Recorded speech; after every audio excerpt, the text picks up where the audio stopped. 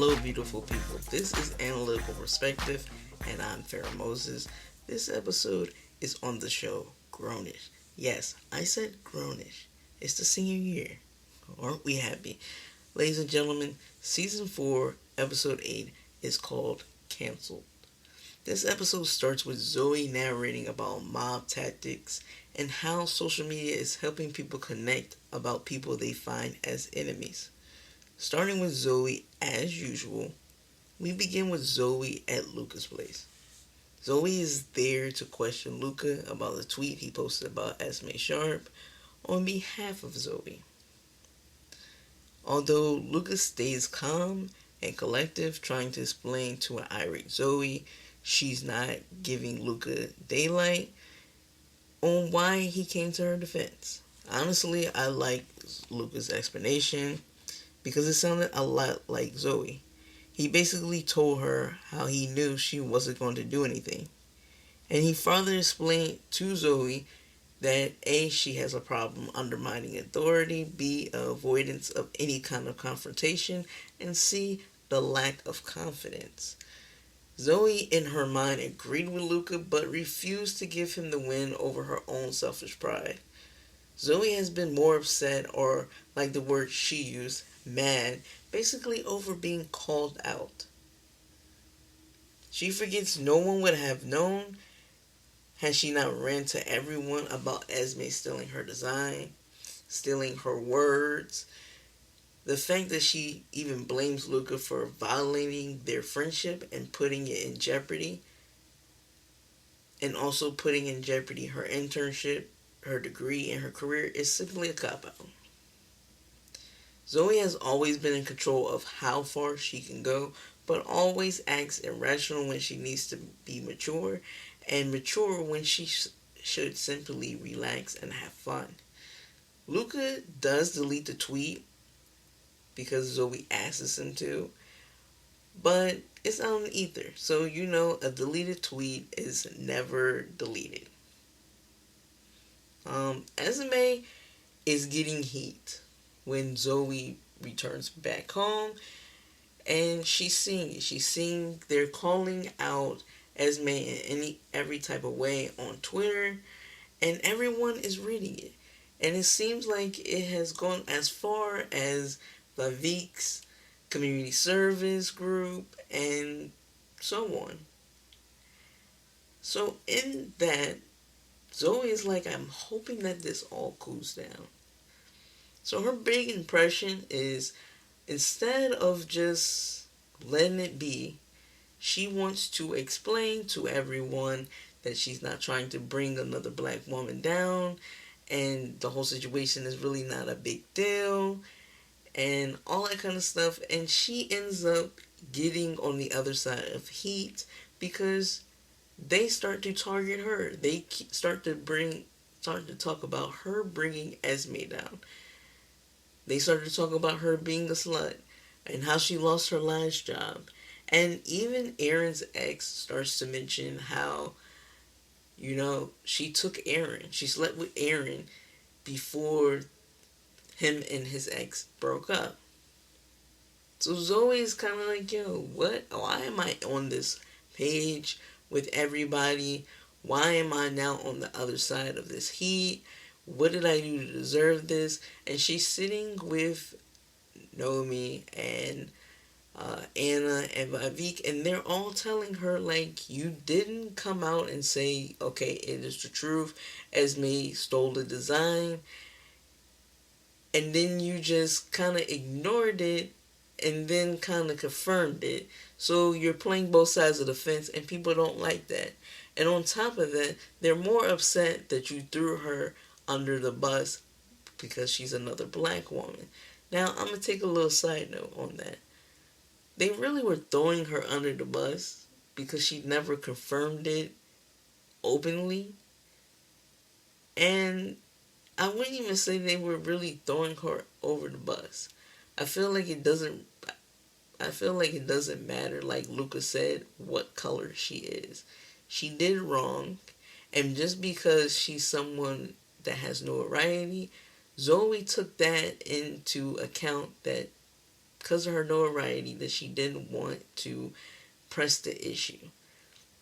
Well, just like Zoey would later remark about how Esme could just simply do that same action again, that's why you don't take notoriety into account when someone does you dirty in that effect. Someone steals your concept or someone steals your design.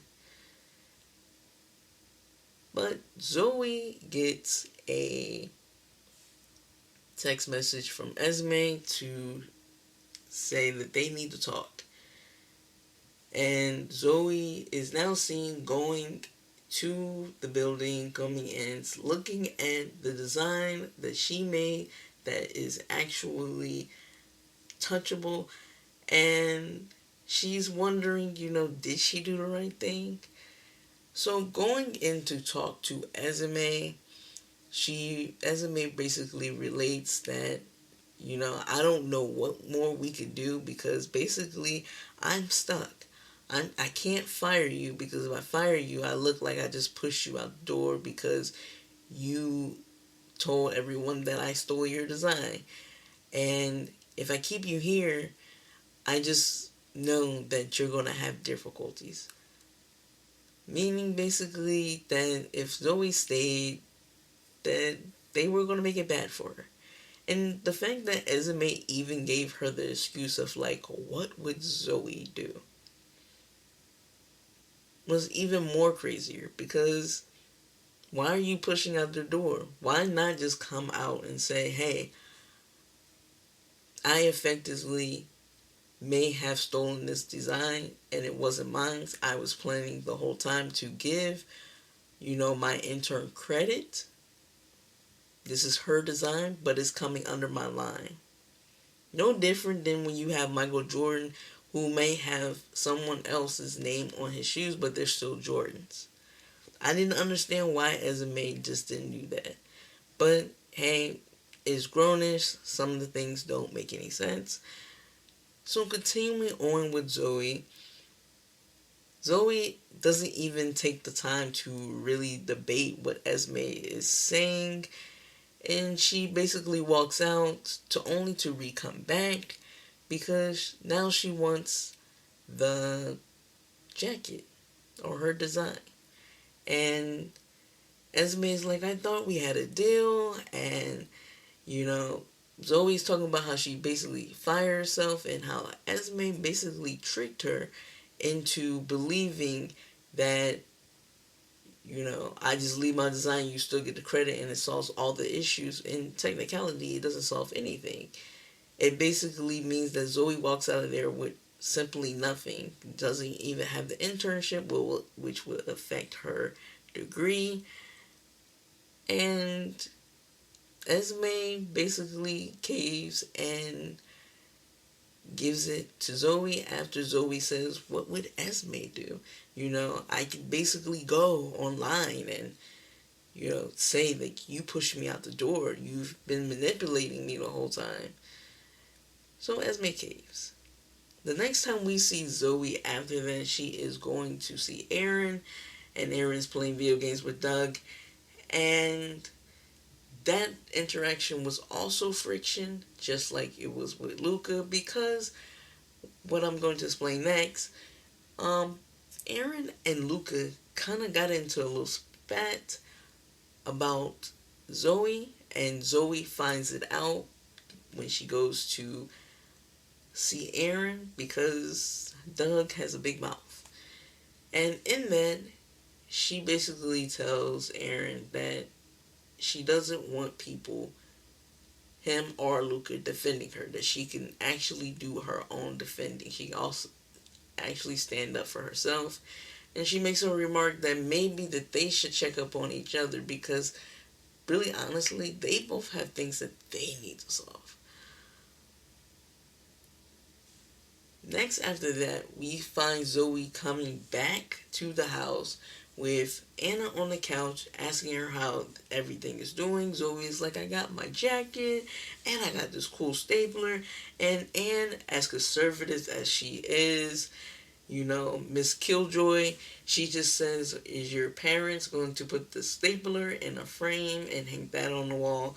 Which we all know that Anna is hinting that you're not going to graduate without that internship. Which basically silences Zoey, and she goes upstairs and hangs the jacket up. She has no plans for the jacket, and now she has learned her lesson that she has to have her voice. She has to be the narration of confrontation. If she's not, then guess what? People outside can drive the narrative any way they want. And that was the basic lesson that Zoey learned. Now, with that said, Zoey is so. She's irritating and she's annoying. Only because every episode she just does the most for no reason. If you wanted your design, you should have did that last episode and just asked Esme for your design or asked her for the credit. There could have been so many different ways that this situation could have been handled, yet Zoey didn't do it. And she is effectively upset with Aaron and Luca in different ways because of the fact that they both, in a way, wanted to defend her, and one actually went through with defending her, yet she's not happy about it.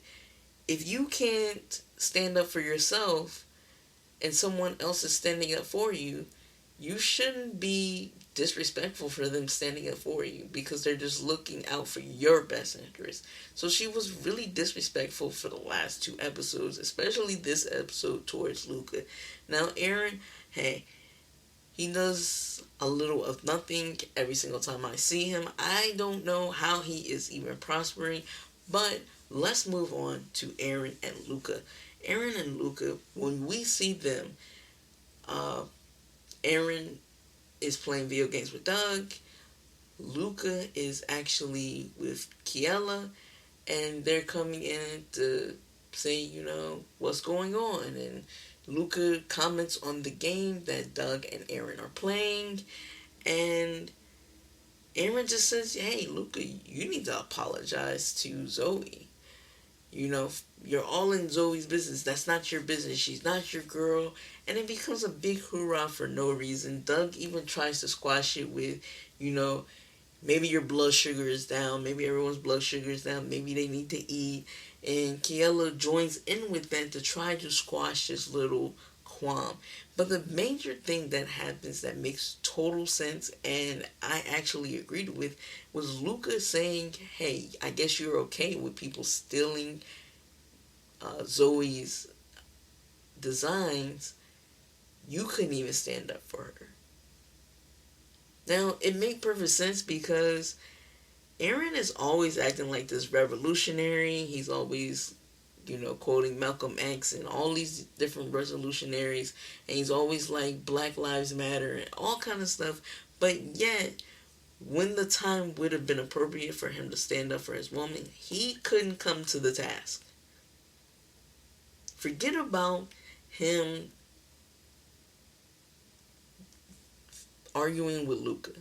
Okay, forget about that. Just let's forget about it, because even though he argued with Luca and Zoey supposedly told him not to say anything to Luca, Luca made a lot of points and he made a lot of sense of like, bro, you're really not doing too much. Every time you're supposed to be the sound mind or sound conscience of Zoey, you just kind of lay down and join her in the nonsense instead of defending her, instead of telling her, no, let's not do that because I want you to have better. I want to see you as your best. Which is a telling sign about Aaron. But that was pretty much the only time that we see Aaron. Doug, Kiela, and Luca walk away, and Doug basically apologizes to Aaron later on because that's when Doug lets out that, you almost got in some black on black action when Aaron and Zoey are talking about the situation, about Esme Sharp and about Luca. That's basically the drama with them. Now, I want to hit on probably my favorite parts of the show, probably some of the most confusing parts of the show for this week, and it is on Jazz. There was no therapist for Jazz this week. We see Jazz working out with the rest of the people on the track team, and Dez is there. And as she is going to the cubbies that they have to get her stuff, Dez comes and starts to get his stuff, and they joke around with each other. Jazz asks,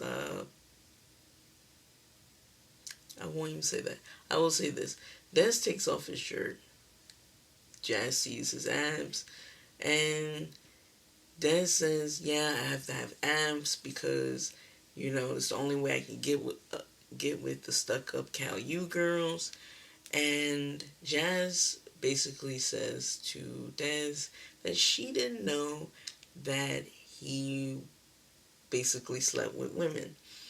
And Dez says, "Why would you assume that?" And Jazz comes back with, "Well, you said you came out," which he did a few episodes before. And Dez replies back that yes, he did come out. He came out as queer, but he doesn't consider his sexuality on either side of the spectrum. So basically, he sleeps with women. So Jazz discusses how, you know, she needs to explain it to Sky because they were talking about him, and he gets kind of blushy about it. He's happy to hear that, Jazz is talking about him because I think that probably has a little crush on her, and she obviously has a crush on him.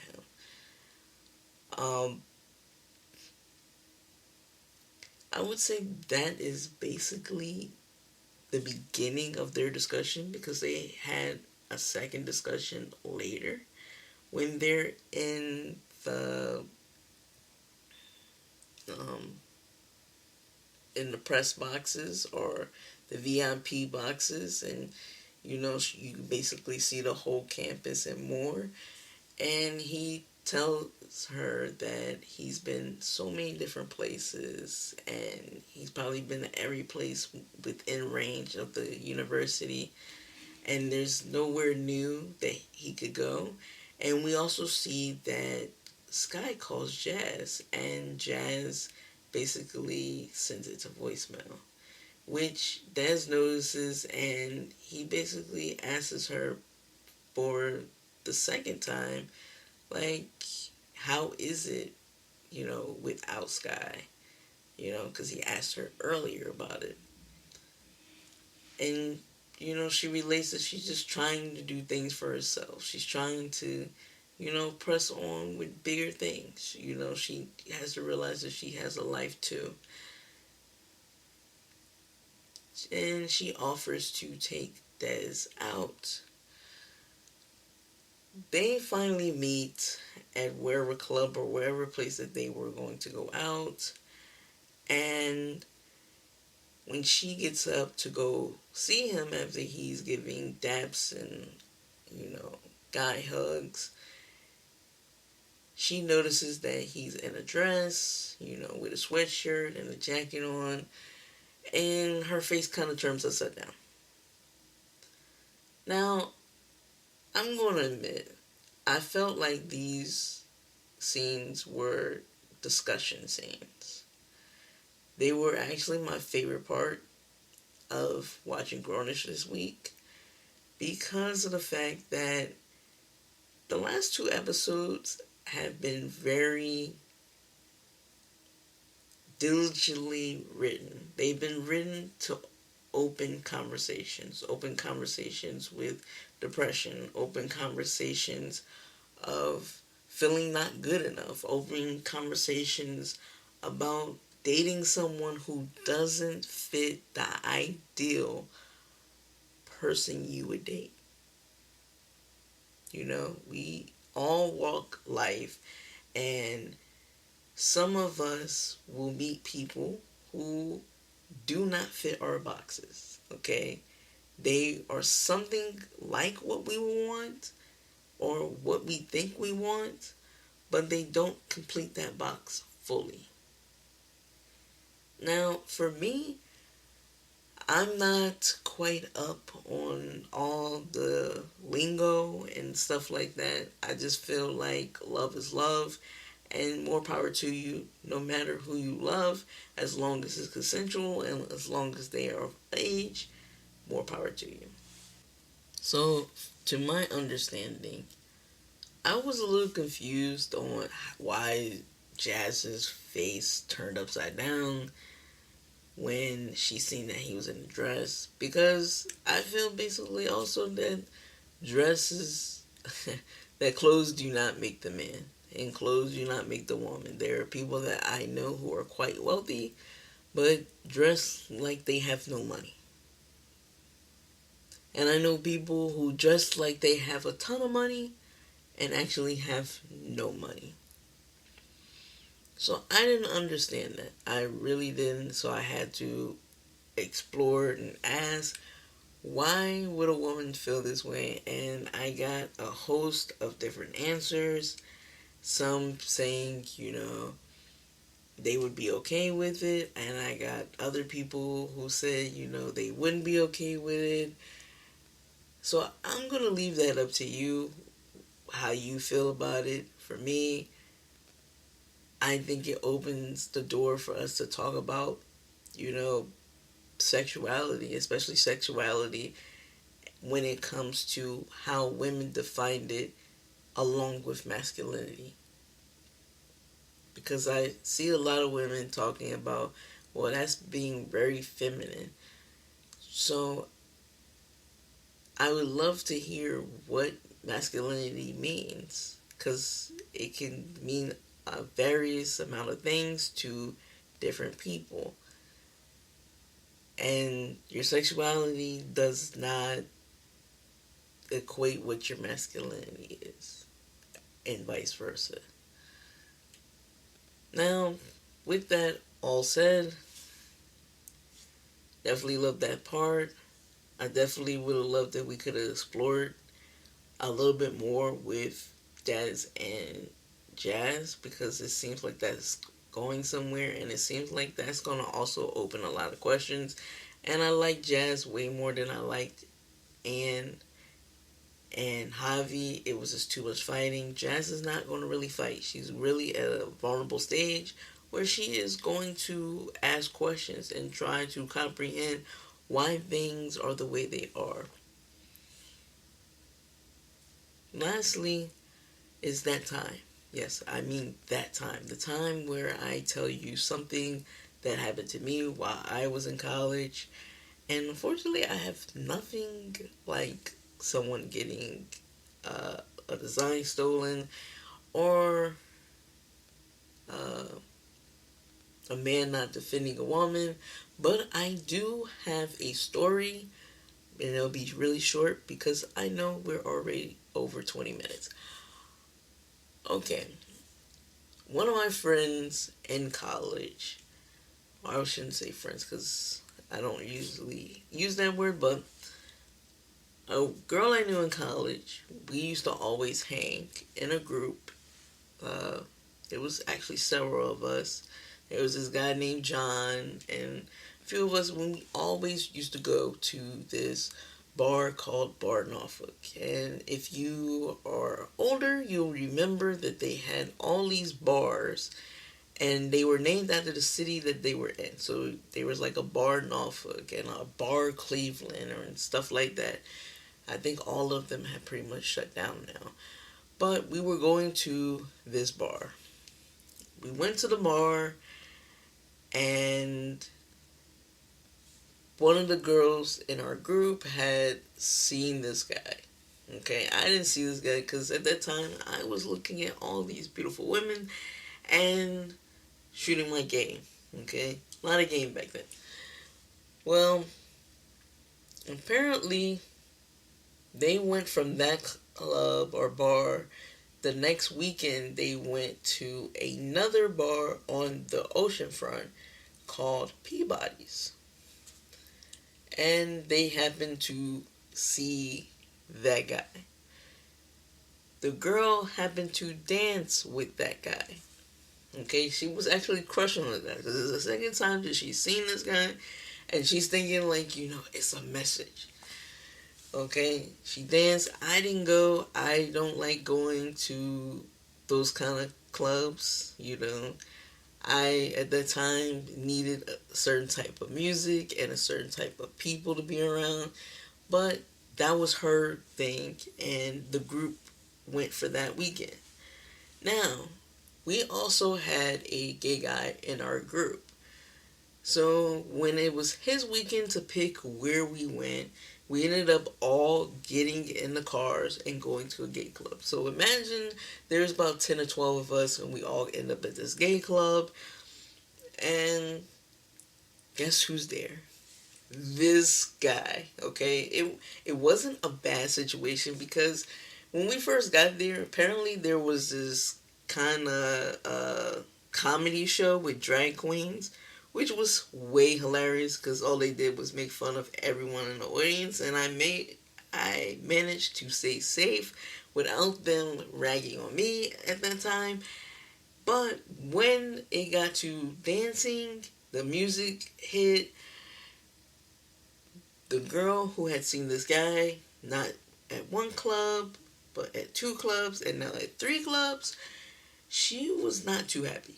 Okay, she was actually sad because it turned out that she actually had gave this guy her number, and come to find out, he was bumping and grinding one weekend with, 2 weekends with women, and this weekend he was bumping and grinding with a man. And let me just tell you, they got funky on that dance floor. Okay, any kind of dance you can imagine, this guy was doing it with another guy, and I felt bad for her. I really did. And it just turned out to be an example of,